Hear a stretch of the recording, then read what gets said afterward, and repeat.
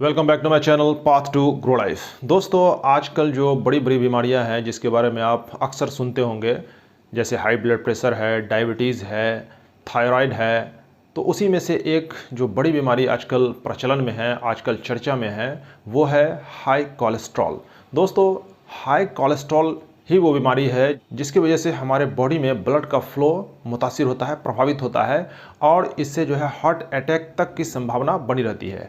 ये कोलेस्ट्रॉल ही है जिसकी वजह से आंखों की रोशनी भी कम हो सकती है। ये कोलेस्ट्रॉल ही है जिसकी वजह से आपको जो है सिर का दर्द भी पकड़ सकता है और माइग्रेन जैसी बीमारियां भी हो सकती है।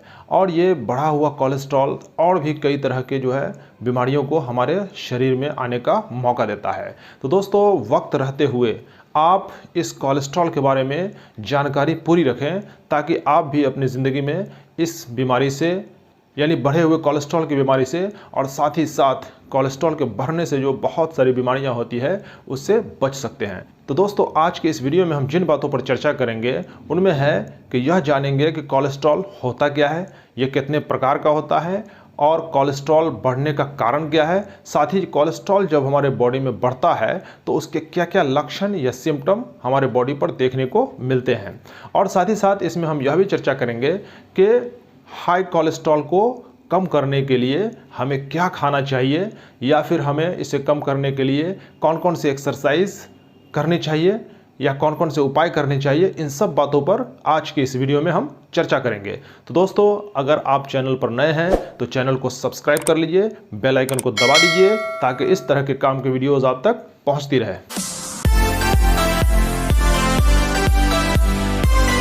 तो आइए शुरू करते हैं। दोस्तों, सबसे पहले हम यह जानेंगे कि कोलेस्ट्रॉल होता क्या है।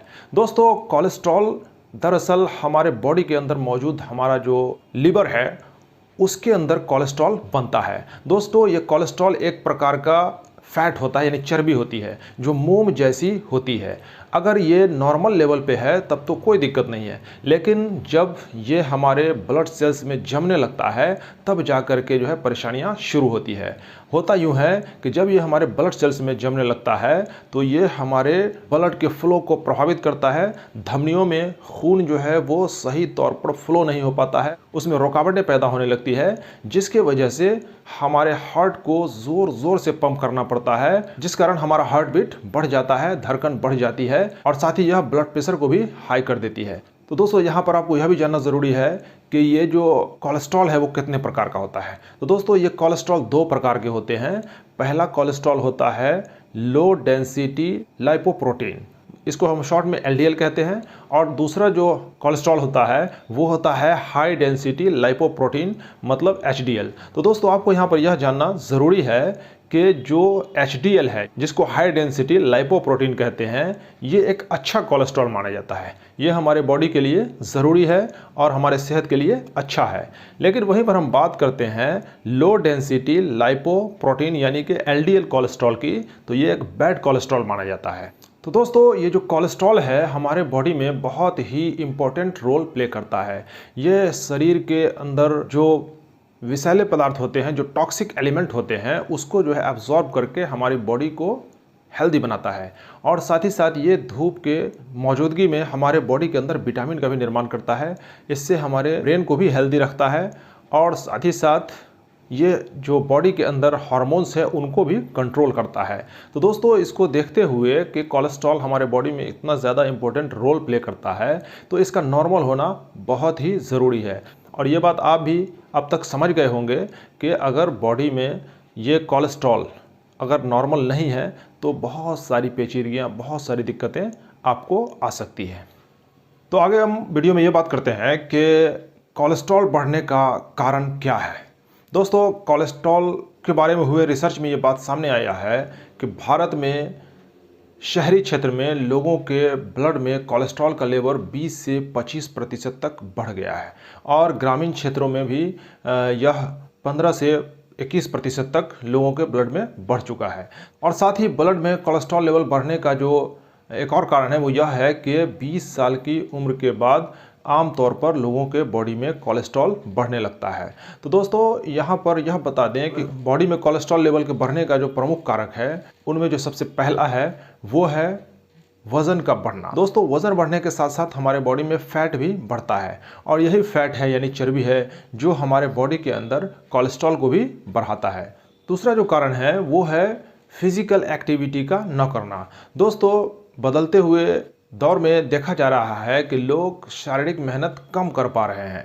पहले लोग पैदल यात्रा किया करते थे, बाद में साइकिल से यात्रा करने लगे, लेकिन अब तो बाइक और कार, बस, ट्रेन ये सब चीज़ें जो है आ गई है इतनी कि लोगों को पैदल चलने का मौका ही नहीं मिलता है। और इस तरह से क्या है कि धीरे धीरे लोगों की फ़िज़िकल एक्टिविटी करने की जो आदतें हैं वो कम होती जा रही है। बहुत सारे काम ऐसे हैं जो मैनुअली किए जाते थे वो अब जो है मशीनों से होने लगे हैं। अब जैसे घर में देख लीजिए कि कपड़ों का धोना हो, मसाले का पीसना हो, यानी बहुत कुछ काम जो है उसके लिए हम आप अब मशीनों पर डिपेंड हो चुके हैं, जिसकी वजह से जो है फिज़िकल एक्टिविटी कम हो चुकी। तो इस तरह हम देखते हैं कि हमारे बॉडी में कोलेस्ट्रॉल बढ़ने का जो दूसरा प्रमुख कारण है वो है फिज़िकल एक्टिविटी का ना करना, यानी कि हमारे बॉडी से मेहनत वाले काम ना करने का। तीसरा जो कारण है दोस्तों हमारे बॉडी में कोलेस्ट्रॉल के बढ़ने का वो है खान पान में लापरवाही। दोस्तों हम लोग जो है खान पान पर अपने ध्यान नहीं दे पाते हैं। अगर हम मांसाहार करते हैं तो उसी पर पूरी तरह से डिपेंड हो जाते हैं, सिर्फ मांसाहार ही करते रहते हैं। हरी साग सब्जियों को यानी फाइबर्स को लेने के लिए हम सोचते भी नहीं है। तो बॉडी में कोलेस्ट्रॉल बढ़ने का तीसरा जो सबसे बड़ा कारण है दोस्तों वो ये है कि खान पान में लापरवाही। दोस्तों आजकल फास्ट फूड हो गया और फैटी चीज़ हो गया, चर्बी युक्त चीज़ हो गया, ये चीज़ें खाने का रिवाज बहुत चल पड़ा है, जिसकी वजह से लोगों के बॉडी में कोलेस्ट्रॉल का लेवल बढ़ता जा रहा है। तो इस तरह से खान पान पे हमें ध्यान देने की ज़रूरत है। हमें खान पान में जो है मांस, मछली, अंडे वगैरह को नियंत्रित करना होगा। खाना चाहिए लेकिन यह है कि इतना ज़्यादा नहीं कि हमारे बॉडी में कोलेस्ट्रॉल को बढ़ा दे और हमें दूसरी बीमारियों का शिकार बना दे। कोलेस्ट्रॉल के बढ़ने का जो चौथा कारण होता है वो जेनेटिक भी होता है। कई दफ़ा माँ बाप से भी ये कोलेस्ट्रॉल, बढ़े हुए कोलेस्ट्रॉल का जो प्रॉब्लम है बच्चों में ट्रांसफ़र होता पाया गया है। तो अब आइए हम बात करते हैं दोस्तों कि कोलेस्ट्रॉल जब हमारे बॉडी में बढ़ता है तो हमारे बॉडी के ऊपर क्या क्या लक्षण यानी क्या क्या सिम्टम देखने को मिलते हैं, जिससे हम ये जान सकते हैं कि हमारे बॉडी में कोलेस्ट्रॉल बढ़ रहा है। तो जब हमारे बॉडी में कोलेस्ट्रॉल का लेवल हाई होता है तो जो पहला सिम्टम हमारे बॉडी पर दिखता है वो ये है कि हमारा बीपी यानी कि ब्लड प्रेशर हाई होने लगता है। दूसरा सिम्टम होता है कि काम करने के दौरान लोग जल्दी थक जाते हैं। और चौथा जो सिम्टम नज़र आता है वो ये है कि ऊंचाई पर चढ़ने में, सीढ़ियों पर चढ़ने में या फिर जो है तेज़ चलने में आदमी हाँफने लगता है। तो यह भी सिम्टम उन लोगों में नज़र आता है जिनके ब्लड में कोलेस्ट्रॉल का लेवल हाई हो चुका है। और चौथा जो कारण है ये उन लोगों के अंदर आता है कि जो हाई शुगर के पेशेंट हैं, जिनको डायबिटीज़ है और जिनके ब्लड में शुगर लेवल हाई हो जाता है, तो ऐसे सिचुएशन में ब्लड गाढ़ा हो जाता है। तो ये भी एक सिम्टम है जो ये बताता है कि उसके बॉडी में कोलेस्ट्रॉल का लेवल हाई है। अब दोस्तों हम इस पर बात करेंगे कि जब हमारे बॉडी में कोलेस्ट्रॉल का लेवल हाई हो जाए तो हमें कौन कौन सी चीज़ें अपने खाने में शामिल करनी चाहिए ताकि हम अपने बॉडी के अंदर कोलेस्ट्रॉल के लेवल को कंट्रोल कर सकें और नॉर्मल पोजीशन पे ला सकें। तो दोस्तों यहाँ पर यूँ तो बहुत सारी चीज़ें हैं लेकिन हम कुछ इजीली अवेलेबल जो चीज़ें हैं उसके बारे में हम जिक्र कर देते हैं ताकि आप इसे आसानी से अपने डाइट में शामिल कर सकें। तो दोस्तों सबसे पहली जो चीज़ है वो ये है कि ओट्स बाज़ार में मिलते हैं।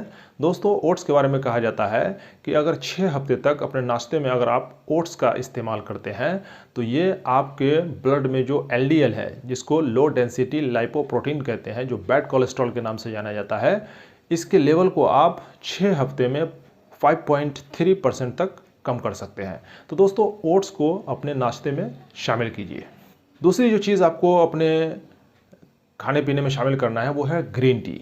दोस्तों ग्रीन टी जो है वो उसमें एंटीऑक्सीडेंट एलिमेंट पाया जाता है, साथ ही कॉफ़ी के तुलना में इसमें बहुत ही कम मात्रा में कैफीन होता है, जिसकी वजह से यह हमारे रोग प्रतिरोधक क्षमता को भी बढ़ाता है और इस तरह से यह हमारे बॉडी के अंदर बैड कोलेस्ट्रॉल को बढ़ने से रोकता है।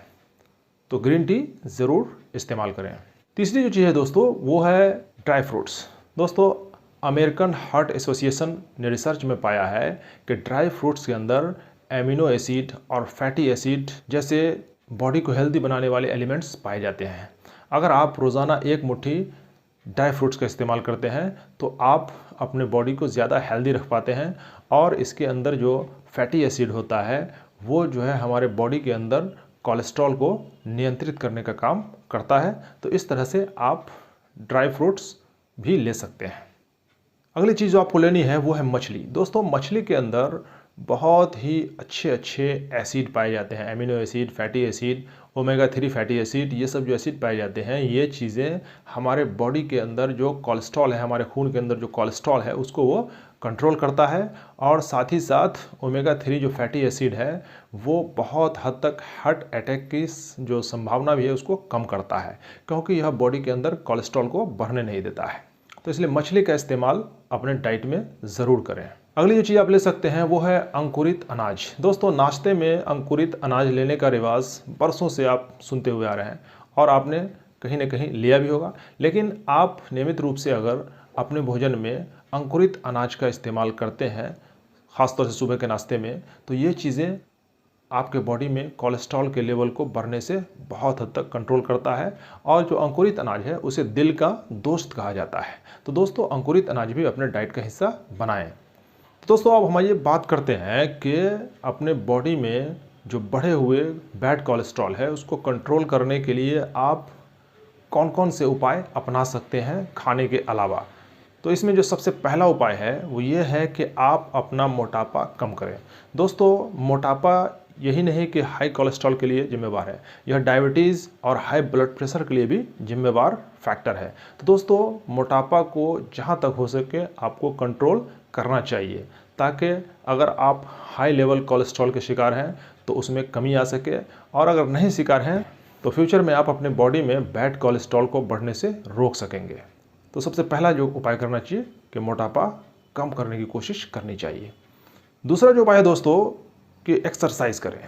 आप अगर सप्ताह में 5 दिन भी एक्सरसाइज करते हैं तो आपके बॉडी में बहुत हद तक कोलेस्ट्रॉल कंट्रोल रहेगा और नॉर्मल कंडीशन में रहेगा। एक्सरसाइज में आप साइकिलिंग कर सकते हैं, जॉगिंग कर सकते हैं, रनिंग कर सकते हैं, एरोबिक एक्सरसाइज कर सकते हैं। और अगर ये सब आप करने में सक्षम नहीं है या किसी कारणवश नहीं कर पाते हैं तो कम से कम आधा घंटा टहलने की आदत डालें। दोस्तों इससे भी आपका जो है कोलेस्ट्रॉल लेवल कंट्रोल रहेगा। तो दोस्तों और अगली जो बात है दोस्तों वो ये है कि जैसा कि हमने बताया कि 20 साल के उम्र के बाद हर किसी के बॉडी में कोलेस्ट्रॉल का लेवल बढ़ने लगता है। तो ऐसे सिचुएशन में 20 साल की उम्र जब आपकी हो जाती है तो उसके बाद आपको हर 5 साल पर अपने बॉडी के कोलेस्ट्रॉल का चेकअप कराते रहें। तो इससे फ़ायदा क्या होगा दोस्तों कि आपको ये पता चलता रहेगा कि आपके बॉडी में बैड कोलेस्ट्रॉल किस लेवल तक जा रहा है। इससे आप वक्त रहते हुए उसको कंट्रोल कर पाएंगे और आप बहुत सारी बड़ी बड़ी बीमारियों से अपने आप को बचा पाएंगे। तो दोस्तों आज का ये वीडियो कैसा लगा हमें कमेंट सेक्शन में लिख करके बताएं, और अगर वीडियो अच्छा लगे तो इसे औरों को भी शेयर कर दीजिए ताकि दूसरे भी इससे फ़ायदा उठा सकें, और इसे लाइक भी कर दीजिए। चैनल पर नए हैं तो चैनल को सब्सक्राइब कर लीजिए, बेल आइकन को दबा दीजिए ताकि इस तरह के काम के वीडियोज़ आप तक पहुँचती रहे। Thank you for watching this video.